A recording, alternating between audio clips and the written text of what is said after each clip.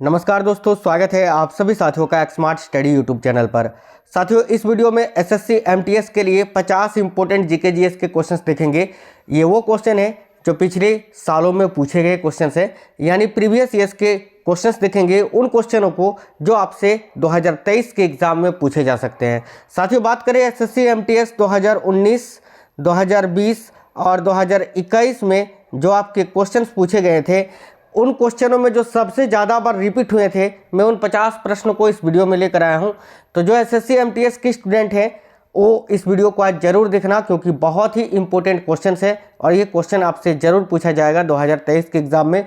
बात करें आपका पेपर कब है, तो साथियों एसएससी जो है बहुत ही फास्ट काम करती है और एसएससी एमटीएस का जो पेपर है आपका अप्रैल 2023 से स्टार्ट है। तो चलिए शुरू करते हैं, बिना देरी किए देखेंगे क्वेश्चन। सभी साथी वीडियो को एक लाइक जरूर कर दीजिए, क्योंकि आपके एक लाइक से हमें मोटिवेशन मिलता है। अपने सभी दोस्तों के साथ जरूर शेयर कर दीजिएगा और नए लोग जितने हैं चैनल को सब्सक्राइब करके बेल आइकन को ऑन कर लेना, इससे आपको सारे क्लासेस की नोटिफिकेशन आएगी। तो आज का पहला क्वेश्चन है कि विधानसभा में जीएसटी कानून पारित करने वाला भारत का पहला राज्य कौन सा था। ये क्वेश्चन बहुत ही इंपॉर्टेंट है और आपको याद रखना है साथियों कि विधानसभा में जीएसटी कानून पारित करने वाला भारत का पहला राज्य कौन सा था। तो आपका राइट आंसर आएगा असम। ऑप्शन नंबर बी आपका इस क्वेश्चन का राइट आंसर आएगा। साथियों देखिएगा, जीएसटी की बात करें तो गुड्स एंड सर्विसेज टैक्स, और जीएसटी जो है एक इनडायरेक्ट टैक्स है, यानी अप्रत्यक्ष कर है जो भारत सरकार के द्वारा लगाया जाता है। चलिए आप लोग मुझे कमेंट बॉक्स में कमेंट करके ये बता दीजिए कि भारत में जीएसटी कब लागू हुआ था। ये आप हमें कमेंट बॉक्स में कमेंट करके बता दीजिए। आज का अगला क्वेश्चन है, काष्ठ विज्ञान और प्रौद्योगिकी संस्थान भारत में कहाँ स्थित है। ये बहुत ही इंपॉर्टेंट क्वेश्चन है। देखिएगा, काष्ठ विज्ञान और प्रौद्योगिकी संस्थान जो है ये भारत में कहाँ स्थित है। तो साथियों इस क्वेश्चन का आपका राइट आंसर हो जाएगा बेंगलोर में। बेंगलोर कर्नाटका में काष्ठ विज्ञान और प्रौद्योगिकी संस्थान जो है स्थित है। नेक्स्ट क्वेश्चन है, निम्न में से कौन सी नदी भोपाल के सबसे निकट में बहती है।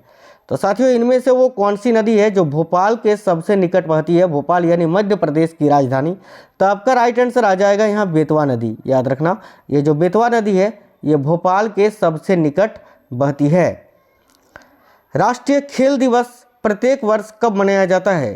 तो साथियों राष्ट्रीय खेल दिवस जो है मेजर ध्यानचंद के जन्मतिथि पर मनाया जाता है और 29 अगस्त को। आपको ये याद रखना है, मेजर ध्यानचंद को हॉकी का जादूगर भी कहा जाता है, ये उनका उपनाम है, ये आपको याद रखना है।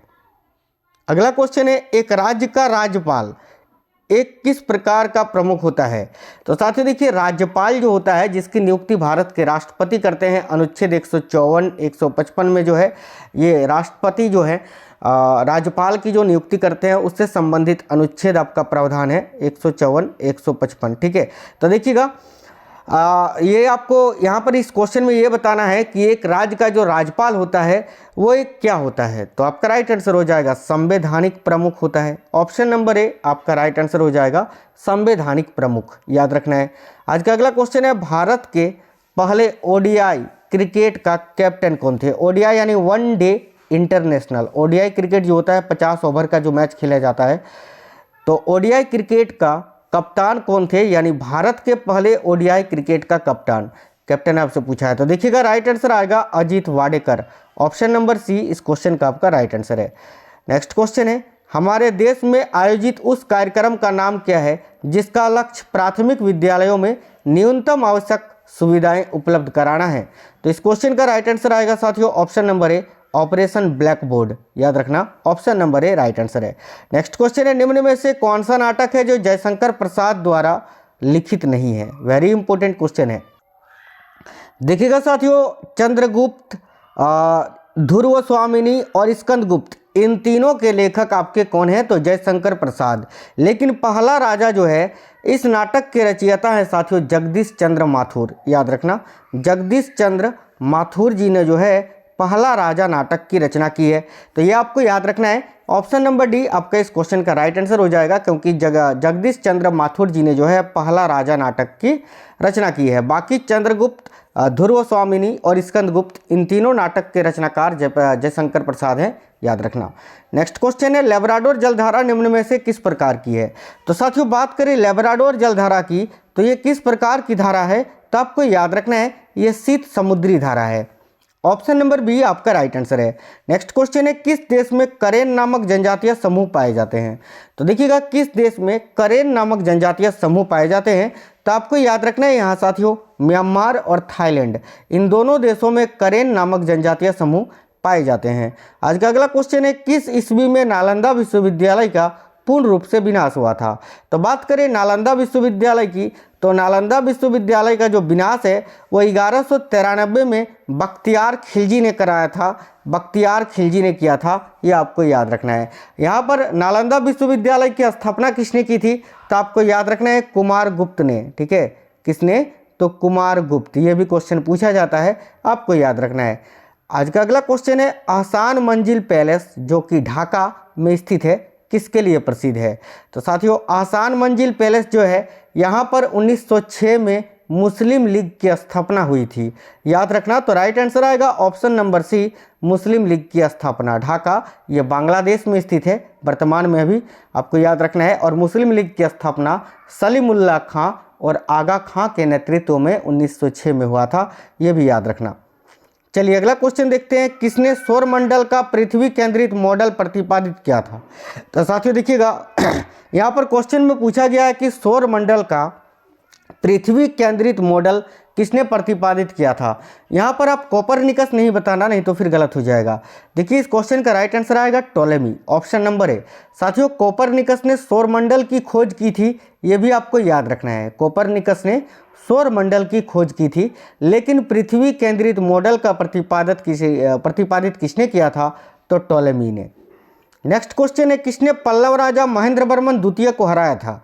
तो वेरी इंपॉर्टेंट क्वेश्चन है, आपको याद रखना है पुलकेशिन द्वितीय ने, option number B right answer है। अगला क्वेश्चन है, किस राज्य में खड़गवासला बांध भारत में स्थित है? तो खड़गवासला बांध की अगर बात करें तो ये महाराष्ट्र में स्थित है, याद रखना है आपको। अगला क्वेश्चन देख लेते हैं, विश्व दूध दिवस हर वर्ष कब मनाया जाता है? तो साथियों देखिएगा विश्व दूध दिवस जो है ये 1 जून को मनाया जाता है प्रत्येक वर्ष, तो option number A right answer आएगा। नेक्स्ट क्वेश्चन है, निम्न में से कौन से देवता चोल मंदिरों के प्रमुख थे? तो देखिएगा चोल मंदिरों के सबसे प्रमुख देवता थे शिव जी, तो ऑप्शन नंबर ए आपका राइट आंसर आएगा शिव। नेक्स्ट क्वेश्चन है, अश्वपति को कहाँ का राजा कहते थे या वे कहाँ के राजा थे? तो साथियों अश्वपति ये कैकेय के राजा थे, याद रखना, option number A right answer है कैकेय के। आप लोग लाइक जरूर करते चलिएगा साथियों वीडियो को। देखिएगा नेक्स्ट क्वेश्चन है, नेपोलियन फ्रांस का सम्राट किस वर्ष में बना था? तो साथियों नेपोलियन फ्रांस का सम्राट 1804 ईस्वी में बने थे, याद रखना, option number C right answer है 1804 में। नेक्स्ट क्वेश्चन है, किसकी उपयोजना के रूप में राष्ट्रीय केसर मिशन लॉन्च किया गया? तो देखिएगा किसकी उपयोजना के रूप में राष्ट्रीय केसर मिशन लॉन्च किया गया था? तो आपको याद रखना है राष्ट्रीय कृषि विकास योजना के तहत, यानी ऑप्शन नंबर सी इस क्वेश्चन का आपका राइट आंसर आएगा, राष्ट्रीय कृषि विकास योजना। नेक्स्ट क्वेश्चन है, कुल कितनी संख्या अंतर्राष्ट्रीय न्यायालय में न्यायाधीशों की होती है? तो साथियों देखिएगा अंतर्राष्ट्रीय न्यायालय का मुख्यालय कहाँ है? तो आपको याद रखना है द हेग में, द हेग नीदरलैंड में, ठीक है। लेकिन यह क्वेश्चन में पूछा है कि अंतर्राष्ट्रीय न्यायालय में न्यायाधीशों की कुल संख्या क्या होती है? आपको याद रखना है साथियों 15, option number A right answer है। नेक्स्ट क्वेश्चन है, 51वां देश कौन सा था जिसने संयुक्त राष्ट्र संघ के चार्टर पर हस्ताक्षर किया था? तो देखिएगा साथियों वह 51वां देश पोलैंड, याद रखना पोलैंड है ना, पोलैंड था जिसने संयुक्त राष्ट्र संघ के चार्टर पर हस्ताक्षर किया था। अगला क्वेश्चन है, किसने कबूलियत और पट्टा शुरू किया था? तो वेरी इंपॉर्टेंट क्वेश्चन है, आपको याद रखना है शेर शाह सूरी ने, option number D right answer है।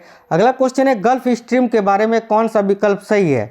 तो साथियों देखिएगा गल्फ स्ट्रीम जो है ये गर्म जलधारा है, गर्म जलधारा, तो इस क्वेश्चन का right answer option number A आपका आ जाएगा, गर्म जलधारा है। नेक्स्ट क्वेश्चन है, किस प्रकार की फसलें अफ्रीका की मुख्य खाद्य फसलें हैं? आज इस क्लास को बिल्कुल ही फास्ट करवा रहे हैं साथियों, ताकि आप लोगों का ज़्यादा समय ना लगे। अच्छा, कल से जो एसएससी एमटीएस की आपकी सेट्स लगेंगी, क्लासेस लगेंगी, वो क्वेश्चंस आपके हिंदी और इंग्लिश दोनों में ही रहेंगे। देखिएगा किस प्रकार की फसलें अफ्रीका की मुख्य खाद्य फसलें हैं? तो आपको याद रखना है जड़ युक्त फसलें, option number B right answer है। अगला क्वेश्चन है, निम्न में से किस सुंदरी को फेमिना मिस इंडिया 2019 विजेता का ताज पहनाया गया? तो याद रखना है आपको, वेरी इंपॉर्टेंट क्वेश्चन है। तो 2019 में फेमिना मिस इंडिया का ताज किसे पहनाया गया था? तो सुमन राव को। तो राइट आंसर आएगा option number A. Next question है 27 मार्च को निम्न में से कौन सा दिवस मनाया जाता है? तो याद रखना है आपको 27 मार्च को कौन सा दिवस मनाया जाता है? तो साथियों विश्व theatre day. Option number C right answer आएगा, आपको याद रखना है, यानी विश्व रंगमंच दिवस। अगला क्वेश्चन है कौन सी खेती के लिए अफगानिस्तान का हेलमंद प्रांत प्रसिद्ध है? और साथियों आपको यह याद रखना है कि कौन सी खेती के लिए अफगानिस्तान का हेलमंद प्रांत प्रसिद्ध है। तो याद रखना अफीम की खेती के लिए, अफीम आपका राइट आंसर आएगा। साथियों इस बार जो है एसएससी जीडी का जो पेपर होगा उसमें आपका जीके जीएस कुल मिला के 25 क्वेश्चन का पूछा जाएगा। 25 क्वेश्चन और हर एक क्वेश्चन आपके 3 मार्क्स के रहेंगे, यानी 25 या 75, 25 क्वेश्चन सही करने पे आपको 75 मार्क्स मिलेंगे इस बार जीके जीएस में। ठीक है, चलिए अगला क्वेश्चन देख लेते हैं। वर्ष 2019 में सुनील छेत्री को किस क्षेत्र में पद्मश्री पुरस्कार मिला था? तो साथियों सुनील छेत्री का संबंध है फुटबॉल से, तो आपका राइट आंसर आएगा यहाँ खेल। Option number D right answer आ जाएगा। अगला क्वेश्चन है भारत सिनेमा के संदर्भ में निम्न में से किसके लिए सैंडलवुड शब्द का इस्तेमाल किया जाता है? तो याद रखना सैंडलवुड शब्द का इस्तेमाल किया जाता है कन्नड़ सिनेमा के लिए। तो option number A right answer आएगा कन्नड़ सिनेमा। नेक्स्ट क्वेश्चन है वर्ष 1994 में शाहरुख खान को किस फिल्म के लिए फिल्म फेयर सर्वश्रेष्ठ अभिनेता पुरस्कार दिया गया था? तो यहाँ राइट आंसर आपका आ जाएगा, याद रखना है सभी को, वाजीगर के लिए। वाजीगर करेक्ट आंसर है, option number A. Next question है निम्न में से कौन सा बैंक मध्य प्रदेश में राज्य स्तरीय बंकरों की समिति का संयोजक है? तो साथियों याद रखना निम्न में से कौन सा बैंक है जो मध्य प्रदेश में राज्य स्तरीय बंकरों की समिति का संयोजक है? तो Central Bank of India. Option number C इस क्वेश्चन का करेक्ट आंसर है। नेक्स्ट क्वेश्चन है भोपाल में स्थित भारत भवन किसके लिए एक मिलन भूमि है? तो देखिएगा भारत भवन जो कि भोपाल में स्थित है यह साथियों कलाकारों के लिए एक मिलन भूमि है। तो राइट आंसर आएगा ऑप्शन नंबर ए कलाकार। अगला क्वेश्चन निम्न में से किस प्रदेश का एजुतचान पुराकारम सर्वोच्च साहित्यिक पुरस्कार है? तो साथियों ये एजुतचान पुराकारम जो है ये केरल का, याद रखना केरल राज्य का सर्वोच्च साहित्यिक पुरस्कार है। तो option number D right answer है केरल का। नेक्स्ट क्वेश्चन है भारत में एक राज्य किन स्थितियों में बाजार से उधार ले सकता है? तो आपको याद रखना है कि भारत में एक राज्य जो है किन स्थितियों में बाजार से उधार ले सकता है? तो याद रखना केंद्र की सहमति के साथ। तो ऑप्शन नंबर ए इस क्वेश्चन का राइट आंसर है। अगला क्वेश्चन है पहला भारतीय एकीकृत बागवानी जिला भारत में किस राज्य में है? तो याद रखना है आपको पहला भारतीय एकीकृत बागवानी जिला जो है यह साथियों गुजरात राज्य में स्थित है। तो option number D right answer है। नेक्स्ट क्वेश्चन है भारतीय पंचवर्षीय योजना का आर्किटेक्ट निम्न में से किसे कहा जाता है? तो राइट आंसर आएगा option number A PC Mahalanobis को, क्योंकि देखिएगा जो दूसरा पंचवर्षीय योजना था साथियों 1956 से 61 जिसका कार्यकाल था, तो 1900 देखिएगा ये जो दूसरा पंचवर्षीय योजना था इसका जो रूपरेखा है वो किसने तैयार किया था? तो आपको याद रखना है पीसी महालनोबिस ने। और साथियों द्वितीय पंचवर्षीय योजना का मुख्य उद्देश्य क्या था? तो उद्योगों का विकास या औद्योगिकीकरण, आपको याद रखना है। अगला क्वेश्चन है भारत की पहली पूर्णकालिक महिला रक्षा मंत्री कौन है? तो राइट आंसर आएगा option number A Nirmala Sitharaman. Next question है भारत की स्वतंत्रता के समय निम्न में से कौन हिंदू राजा कश्मीर के शासक थे? तो राइट आंसर आएगा option number D Hari Singh. Next question है चारों ओर से कौन सा सागर भूमि से घिरा हुआ है? तो देखिएगा चारों ओर से कौन सा सागर है जो भूमि से घिरा है? राइट आंसर आएगा option number A rural Sagar. Next question निम्न में से कितने वर्ष तक एक बार पूरे कार्यकाल के लिए चुने जाने पर कोई न्यायाधीश अंतर्राष्ट्रीय न्यायालय में कार्य कर सकता है? तो साथियों राइट आंसर आएगा ऑप्शन नंबर बी 9 वर्ष तक, याद रखना। ठीक है, क्योंकि अंतर्राष्ट्रीय न्यायालय में जो न्यायाधीश होते हैं उनके कार्यकाल होता है 9 वर्ष का, ये आपको याद रखना है। अगला क्वेश्चन है निम्न में से किसने पेरिस इंडियन सोसाइटी की स्थापना की थी? तो साथियों पेरिस इंडियन सोसाइटी की स्थापना की थी मैडम भिखाजी रुस्तम कामा ने। तो option number C right answer आएगा। अगला क्वेश्चन है वर्ष 2019 में मई के चुनाव के बाद कैबिनेट मिनिस्टर में गृह मंत्री, ठीक है थोड़ा टाइपिंग मिस्टेक है, गृह मंत्री किसे चुना गया था? तो साथियों 2019 में गृह मंत्री किसको चुना गया था? अमित शाह को, जो अभी वर्तमान में भी है। तो अमित शाह राइट आंसर आएगा। अगला क्वेश्चन है, निम्न में से कौन भारत के अंतिम वायसराय थे? तो देखिएगा, भारत के अंतिम वायसराय कौन थे? तो आपका राइट आंसर यहाँ क्या हो जाएगा? आपको याद रखना है lord Mountbatten. Option number B right answer है। अगला क्वेश्चन है, निम्न में से किस देश से अक्टूबर क्रांति संबंधित है? तो साथियों, अक्टूबर क्रांति किस देश में हुआ था? तो ये रूस में हुआ था, रूस से संबंधित है। Option number B right answer हो गया। अगला क्वेश्चन है, भारतीय संविधान के किस अनुच्छेदों में उच्च न्यायालयों को रीट जारी करने की शक्ति देता है? तो आपको याद रखना है साथियों, अनुच्छेद 226। ठीक है, याद रखना, इस अनुच्छेद में उच्च न्यायालयों को रीट जारी करने की शक्ति प्रदान की गई है। नेक्स्ट क्वेश्चन है, भारत देश में विभिन्न भागों में कितनी अलग अलग बोलियां बोली जाती है? तो साथियों, भारत देश के अलग अलग भागों में कुल मिलाकर 844 अलग अलग भाषाएं बोली जाती है। तो ऑप्शन नंबर सी आपका राइट आंसर है। अगला क्वेश्चन है, कौन सा शहर भारत का औसत समुद्र तल मापन है? तो देखिएगा, कौन सा शहर है जो भारत का औसतन समुद्र तल मापन है? तो राइट आंसर आएगा साथियों option number A Chennai. Next question है, निम्न में से कौन मिलकर संसद का गठन करते हैं? तो देखिएगा, राष्ट्रपति, लोकसभा और राज्यसभा या राज्य परिषद, ये तीनों मिलकर जो है संसद का गठन करते हैं। तो राइट आंसर आएगा साथियों option number A. Next question है, इनमें से देखिएगा, इनमें से राष्ट्रीय मानवाधिकार आयोग का चेयरमैन कौन हो सकता है? तो आपको याद रखना है, राष्ट्रीय मानवाधिकार आयोग का चेयरमैन इनमें से कौन हो सकता है? तो भारत का सेवानिवृत्त मुख्य न्यायाधीश। ऑप्शन नंबर डी आपका राइट आंसर आएगा। आपको याद रखना है। साथियों, ये 50 क्वेश्चंस बहुत ही इंपॉर्टेंट थे। आपको ये वीडियो कैसा लगा है आप हमें कमेंट बॉक्स में कमेंट करके जरूर बता दीजिए। चैनल के अंदर मैंने और भी आपको एसएससी एमटीएस के सेट्स अपलोड किए हैं, अगर आप लोगों ने नहीं देखा है तो उनको भी जरूर देख लीजिएगा। चलिए मिलते हैं नेक्स्ट वीडियो में, तब तक स्वस्थ रहें। जय हिंद साथियों, वंदे मातरम।